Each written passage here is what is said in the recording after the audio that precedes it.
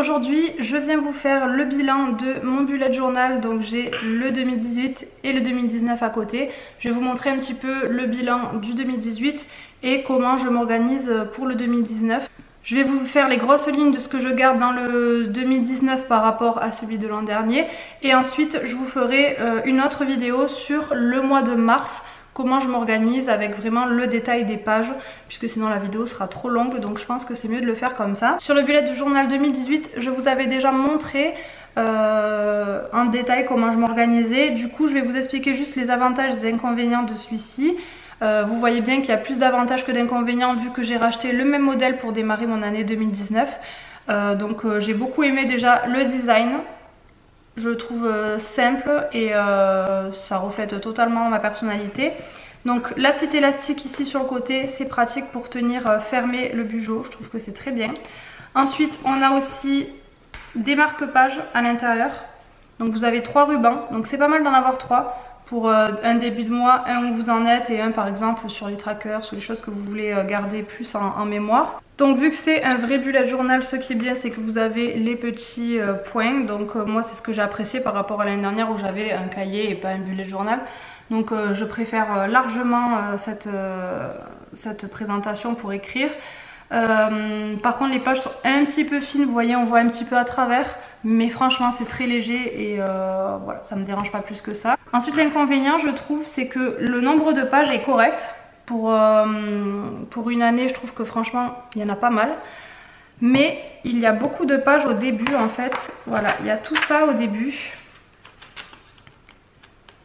Jusqu'à la page, ouais, il y a à peu près une trentaine de pages qui sont perdues pour moi. Tout simplement parce que c'est un sommaire en fait et vous avez le mode d'emploi d'un bullet journal, plein de présentations, plein d'idées pour vos bullet journal et tout. Je trouve ça génial, c'est super bien présenté, ça donne des idées, c'est pas mal. Mais on s'en sert pas. Donc soit le mettre à part dans le bullet journal et garder le même nombre de pages, soit proposer un bullet journal avec ça pour les débutantes et un sans pour celles qui ont l'habitude d'utiliser, qui ne s'en servent absolument pas. Donc voilà, c'est vrai que moi j'ai pas du tout l'automatisme de regarder, j'ai ma présentation et je fais avec ma présentation. Mais pour celles qui débutent un bullet journal, je trouve que c'est une super idée parce que ça vous donne vraiment plein d'idées. C'est vraiment bien, ça vous évite de chercher sur internet, vous avez tout, c'est présenté par rapport à ce bullet là, donc c'est vraiment pas mal. Voilà, vous voyez, mais moi je perds une trentaine de pages et le problème qu'il y a eu c'est que j'aime bien utiliser un bullet journal pour une année. Je suis arrivée fin novembre, voilà, je n'avais plus de place pour le mois de décembre. Donc j'ai dû coller des feuilles blanches pour me faire le mois de décembre. Rajouter des feuilles. Du coup ça fait pas propre, j'ai galéré, j'ai perdu du temps, j'ai dû découper au format et tout ça. Voilà, ça c'était la fin du bullet. Donc voilà, je trouve ça dommage, mais c'est vraiment un des seuls inconvénients que je lui trouve. En plus ici vous avez une petite pochette où vous pouvez ranger hop, des choses à l'intérieur. Moi j'y mettais tous mes autocollants et tout ça pour le bugeot. Donc ça c'est très intelligent aussi je trouve. Ensuite au niveau de la présentation, vous voyez je faisais des petits points comme ça et j'ai totalement arrêté tout simplement parce que ça me prenait du temps. J'aimais bien cette présentation mais j'ai voulu changer un petit peu tout en restant dans le noir et blanc. Donc vous allez voir dans l'autre vidéo comment je fais. Mais je garde le lundi comme ça sans les pointillés. Je décale le mardi ici, le mercredi, le jeudi, vendredi, samedi, dimanche. Et j'enlève les pointillés. Le fait que les jours soient décalés comme ceci, ça permet de s'y retrouver sans forcément faire la séparation qui me prenait du temps. Voilà, tout simplement. J'essaie de gagner du temps parce que j'ai pas envie de passer tous les jours 3 heures sur le bullet journal, même si en général je fais pour le week-end ma semaine pour le lendemain. Parfois quand je suis en vacances je m'avance pour quelques semaines, au moins je suis tranquille au niveau de la présentation. Mais là ça me prend quand même moins de temps. J'ai toujours gardé le numéro de la semaine en haut et du masking tape ici. Sauf que là je changeais de couleur de masking tape toutes les semaines. Et ce que je fais dans le nouveau c'est que pour chaque mois j'utilise le même masking tape. Ça me permet de savoir quel mois je suis. Voilà, donc là par exemple les petites feuilles comme ça vont être pour tout le mois de janvier par exemple. Et je changerai en février, en mars, ainsi de suite. Pour celui qui est du haut je parle. Voilà comment j'ai présenté le mois de janvier avec le masking tape de janvier en haut et en bas. Et ensuite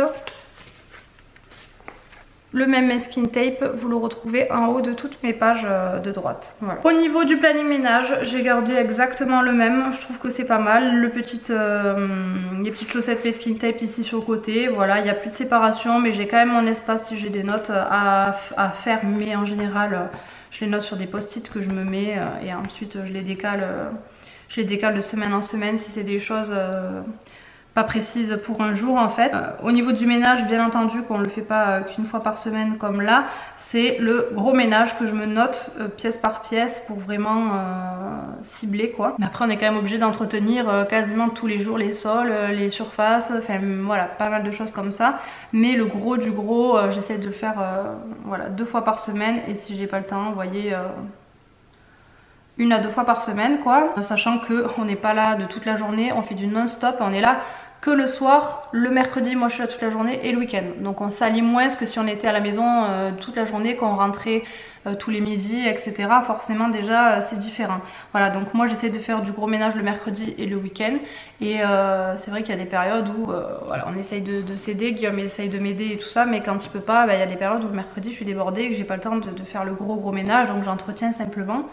Bref, on s'en fiche, ça c'est une aparté. Hein. Au niveau du stylo, j'utilise toujours le même, je vais vous montrer, sauf que au lieu du 0,3, j'utilise le 0,5. Donc c'est une pointe un petit peu plus épaisse. Je trouve qu'elle accroche un peu moins, ça glisse un peu plus.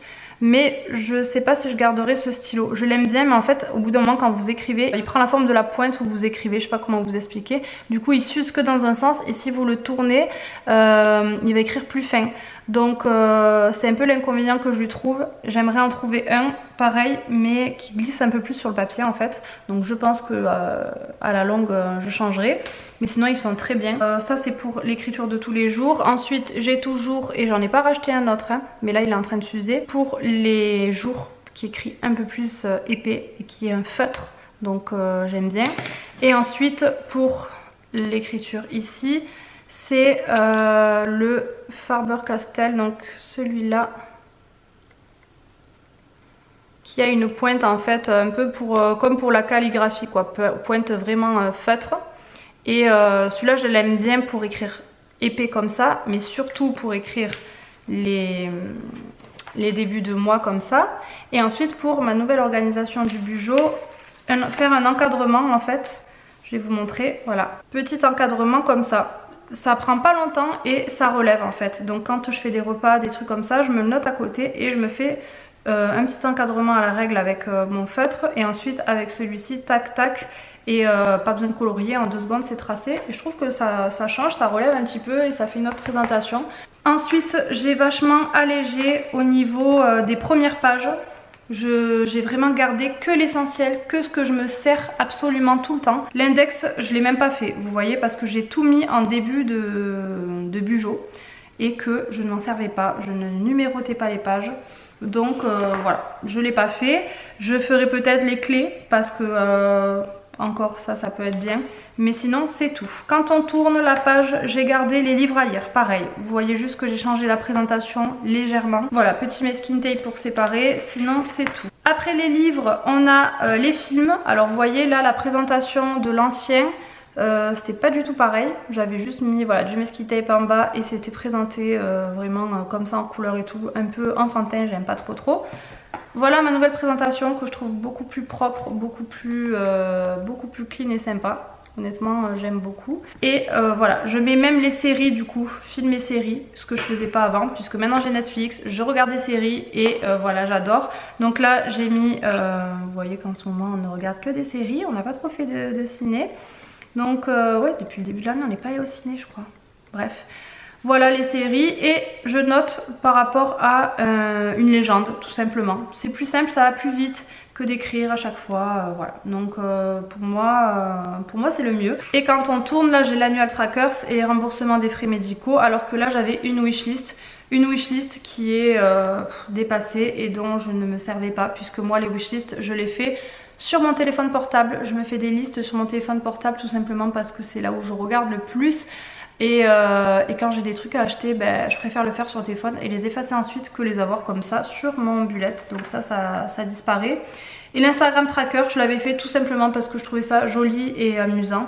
Mais voilà, je ne l'ai pas du tout gardé sur le prochain, ça me prenait quelques pages pour rien. Et en plus, voilà quoi, pas forcément envie de suivre Instagram. C'était vraiment parce que je trouvais ça joli, voilà, c'est tout. Donc j'ai changé et voilà à peu près. J'ai fait l'annual trackers là sur une seule page. L'autre il était comme ceci sur 2 pages, vous voyez. Tout ça servait à rien, donc je l'ai réduit en une seule page. Je trouve que c'est plus propre, plus précis que l'autre. Donc j'ai changé un peu la présentation. Là vous voyez, j'avais mis sur les côtés et ensuite la liste et ça me prenait toute l'année, bon voilà. Là j'ai mis juste comme ça, j'ai laissé un espace en fait pour voilà, les rendez-vous médicaux, filtres, les trucs comme ça, bon bref. Et je coche, voilà, tout simplement. Ici j'ai les remboursements des frais médicaux, il faut tout suivre, hein, entre la sécu, la mutuelle et tout ça. Moi je vous conseille de le faire parce que voilà, déjà que moi j'ai du mal à y comprendre là-dedans grand chose. J'aime bien me noter si j'ai bien été remboursée et tout parce que ça va très vite les erreurs dans ce genre de trucs, donc je préfère avoir un récap. Et ça je le faisais pareil à un autre endroit en plein milieu de mon bugeot, donc là au moins c'est à la suite. Quand on tourne, on a ma bucket list, donc je peux vous la laisser pour que vous la voyez sans aucun souci. Ma bucket list qui a un petit peu changé, j'ai enlevé du coup ce que j'ai réalisé l'année d'avant. Et voilà, on est déjà au mois de janvier, donc vous voyez que j'ai gardé vraiment l'essentiel, ce que je me servais tout le temps et c'est tout. Je vous laisse regarder ma prochaine vidéo qui sera donc sur le mois de mars. Comment je fais mon mois maintenant tout en détail, puisque là je vous ai fait une comparaison des deux, un bilan de l'ancien et une comparaison des deux, mais c'est tout. Donc pour avoir le détail du mois, ça sera dans une autre vidéo. Voilà, j'ai repris la même marque du bullet journal, celui-ci je l'ai acheté chez Cultura. Vous avez pareil, la même présentation, sauf que le design est un petit peu différent. Et ici, la pochette où j'ai rajouté tous mes autocollants tout simplement. Je m'en sers beaucoup moins comme vous pouvez le voir. Avant je faisais la météo, j'ai pas le temps de le faire, j'y pense pas forcément. Et ensuite sur AliExpress je me suis acheté ça là. C'est un autocollant comme ça pour vous tenir le stylo à côté. Voilà, du coup je trouve que c'est super pratique. Et quand vous fermez, vous pouvez emporter votre bullet journal avec le stylo accroché directement sans le perdre. Donc ça je l'ai acheté à part sur AliExpress, ça m'a pas coûté cher du tout et je trouve que c'est une très bonne idée. Donc voilà, je vous donne l'astuce pour même les carnets ou quoi, ça peut être sympa en tout cas. Voilà, j'espère que cette vidéo petit bilan vous aura plu et vous aura un petit peu aidé pour votre bugeot. Dites-moi vous si vous en faites des bugeots, ça m'intéresse. Et mettez-moi des photos ou vos vidéos ou quoi en commentaire, j'irai voir avec plaisir, j'adore ça. Voilà, j'aime beaucoup les belles présentations, les beaux trucs et tout, mais je sais que je m'y tiendrai pas.